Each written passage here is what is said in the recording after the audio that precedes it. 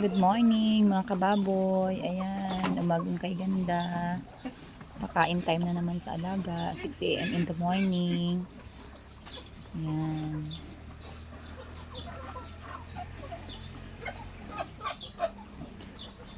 So, kahapon, 3 months na po sila.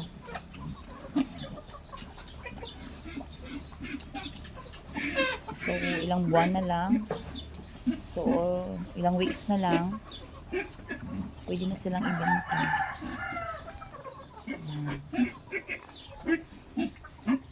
Ito yung 9 namin na alaga mga kababoy.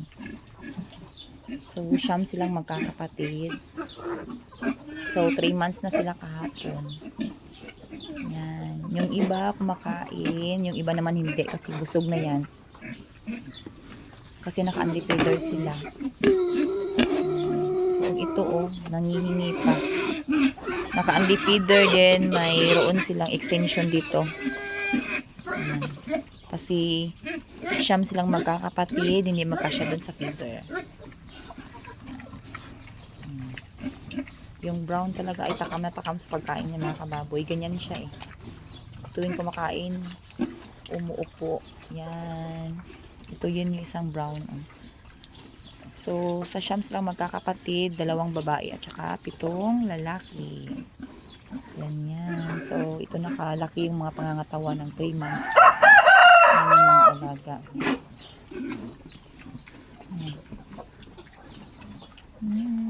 So, umagang kay ganda. Hindi pa nakalinis yan kasi malamig pa po ang panahon. So, kain lang po muna. Maya-maya na po sila lilinisan. Sabay lagyan ng tubig ang kanilang pool.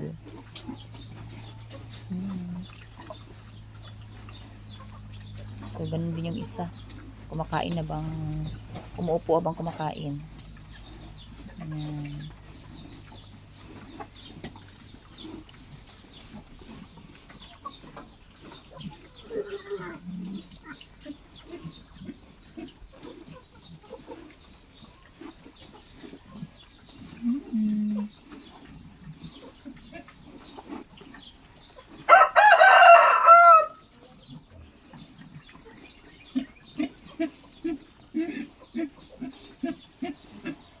Ito yung bahay kulungan nila mga kababoy.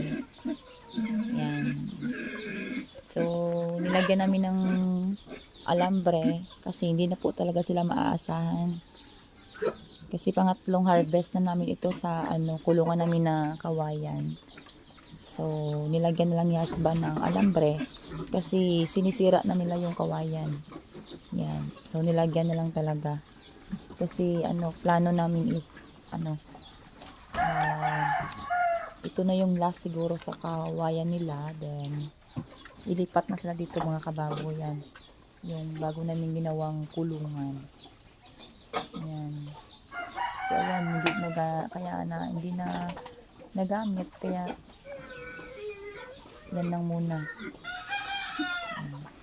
So, aayusin na lang yan. At saka, next na mga alaga ay dito na ilagay. So, aayusin na lang ito. So, dahil 3 months na lang man din sila. So, magtiyaga na lang sila na dito na lang sila muna hanggang ma-harvest sila. Sa next na lang doon. Okay. So, yan sila. Ganito na kasi sila kulit. Kaya minsan masisira na nila itong kawayan. Kasi nga luma na. So, ayan sila. So, hindi naman nila sinisira yung doon sa kabila. Dito lang talaga sa harapan. Siguro minsan, pag walang ginagawa, ayan, paukit-ukit ang ginagawa nila.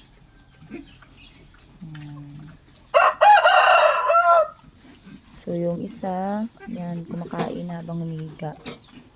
Yan. Yan siya. So, himahimayin niya yan hanggang maubos.